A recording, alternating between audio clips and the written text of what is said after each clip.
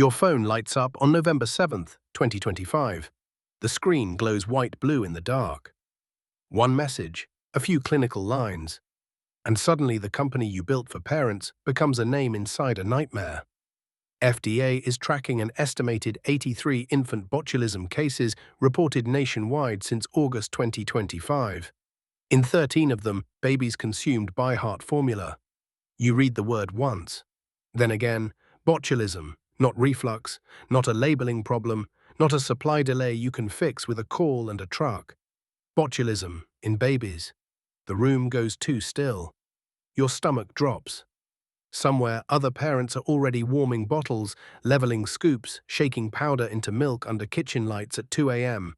And now you have to ask the question no infant formula founder ever wants to ask. Is your product in this? You are Mia Funt, co-founder and CEO of ByHeart. For years, you tell parents feeding a baby is one of the first impossible decisions they make. You tell them ByHeart is built for that moment. Better science, more control, a formula designed with breast milk as the blueprint. Alpha-lactalbumin, lactoferrin. Organic, grass-fed whole milk. The largest clinical trial for a new infant formula brand in 25 years. A startup that raises $190 million and says it is becoming only the fourth fully integrated, FDA-registered infant formula brand in the United States. You do not just sell powder in a can, you sell trust. And now federal investigators are telling you hospitalized infants across America have your formula in their feeding histories. The clock starts immediately, not metaphorically, literally. ByHeart later says you move within 24 hours. On November 8th, 2025, you recall two lots, 206 VABP 251261P2 and 206 VABP 225131P2, both used by December 1st, 2026. Publicly, you say what any founder in this position has to say.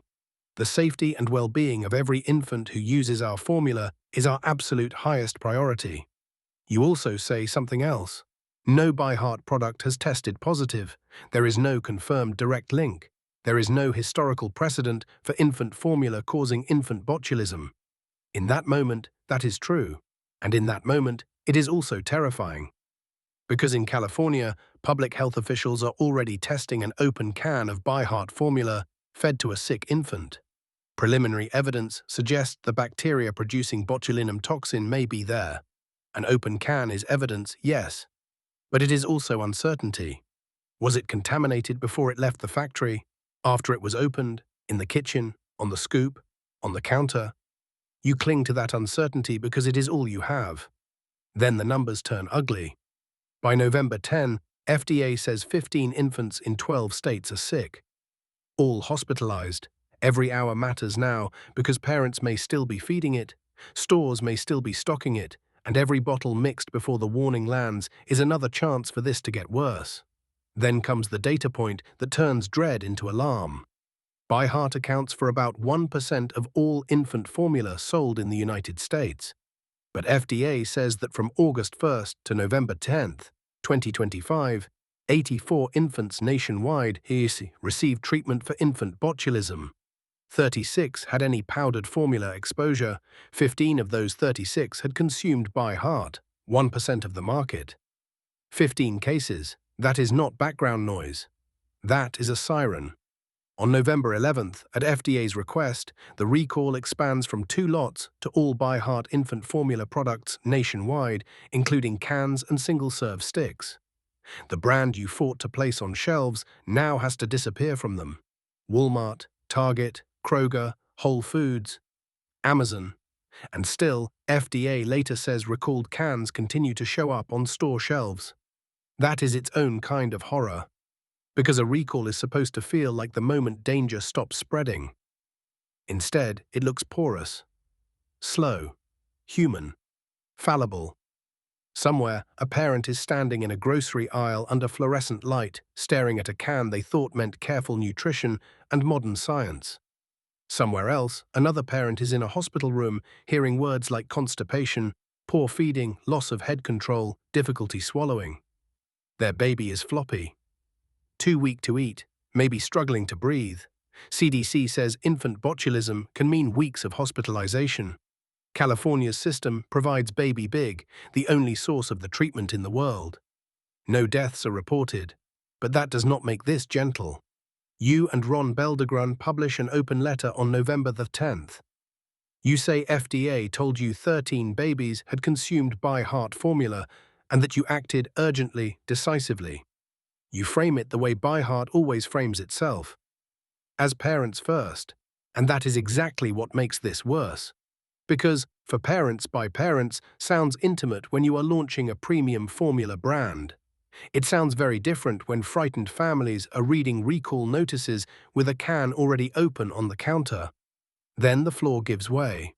On November 19, 2025, ByHeart says independent testing by IEH Laboratories and Consulting Group identifies Clostridium botulinum in some samples of ByHeart formula. This is the moment the air changes. Now your public language changes too. We do not yet know the root cause, you write. You are investigating every facet of operations: ingredient sourcing, manufacturing, packaging, transportation.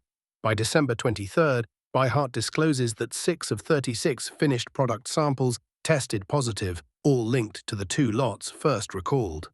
Production pauses completely. This is no longer just a suspicious pattern. This is contaminated product.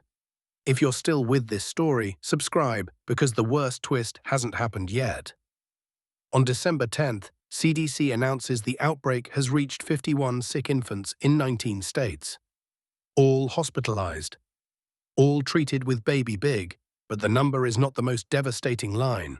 The timeline is: after reviewing earlier cases with California's infant botulism treatment and prevention program, investigators expand the outbreak window backward to include 10 cases dating to December 2023. December 2023. That means the public explosion in November 2025 is not the beginning. It is only the moment the pattern becomes visible. For some families, that revelation lands like a second blow.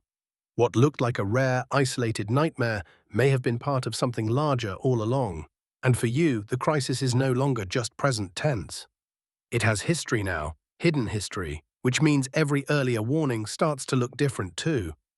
Back in October 2022, ByHeart notified FDA that a batch of finished product had tested positive for Chronobacter spp. Later confirmed as Chronobacter sakazakii, 5 lots were recalled. Then, on August 30th, 2023, FDA issued a warning letter tied to that episode and cited quality and sanitation failures. Inspection records referenced inadequate sanitation preventive controls, uncalibrated measuring devices, failure to maintain a clean and sanitary building, even an audit conflict of interest. ByHeart says it addressed those issues. It says later inspections included multiple no-action-indicated outcomes. But once babies are hospitalized with botulism, hindsight turns savage. Every old crack starts to look like a warning, and still the evidence keeps tightening. First, the open can from a sick infant's home, then the finished product positives. Then, on January 23, 2026, FDA says epidemiologic and laboratory analyses indicate ByHeart Whole Nutrition infant formula is the source of the multi-state outbreak. One closed product sample matches a clinical isolate from a sick infant by whole genome sequencing. Another sample tests positive for toxin. A closed can. That detail destroys one of the last comforting theories. This is no longer just something that might have happened in a kitchen. After opening, in the chaos of real life, the contamination is in the product itself. Then on February 26, 2026, after CDC and FDA say the outbreak is over, ByHeart says 2 supplier samples from 1 lot of organic whole milk powder match the formula sample and a sample from a sick infant. The outbreak is closed. The root cause investigation is not. By March 5, 2026, CDC lists the final toll: 48 cases, 48 hospitalizations, 17 states, 0 deaths. 3 previously suspected cases are excluded. CDC calls it the first known infant botulism outbreak linked to formula. Historic, a terrible word for a baby product. You build ByHeart around a modern parenting fantasy that with enough science, enough funding, enough testing, enough control, You can take one of the oldest anxieties in the world, feeding a newborn, and make it cleaner, safer, smarter. But this story exposes how fragile that promise really is. Because when parents buy infant formula, they are not just buying nutrition. They are outsourcing trust at 3 a.m., one scoop at a time. And when that trust breaks, the damage is bigger than a recall, bigger than a startup, bigger than branding. It reaches all the way into the nursery. If you enjoyed this, please like, share it with your friends, and subscribe.